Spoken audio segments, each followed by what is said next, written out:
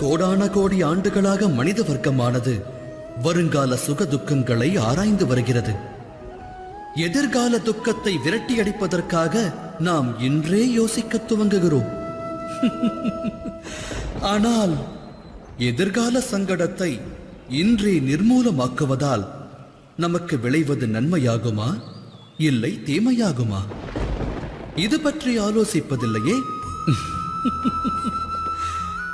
சத்தியம் யாதெனில் சங்கடமும் அதற்கான நிவாரணமும் ஒன்று சேர்ந்தே ஜனிக்கிறது. இது மனிதருக்கும் பொருந்தும், சிருஷ்டிக்கும் பொருந்தும். எனில் கடந்த காலத்தை எண்ணிப் பாருங்கள், இதிகாசத்தை புரட்டுங்கள். எப்போதெல்லாம் சங்கடம் ஜனிக்கிறதோ அப்போதெல்லாம் அதன் நிவாரணமும் உடன் ஜனித்து விட்டது என்பதை தாம் அறிவீர்கள். அது இறைவன் விதித்த விதி. மற்றொரு உண்மை யாது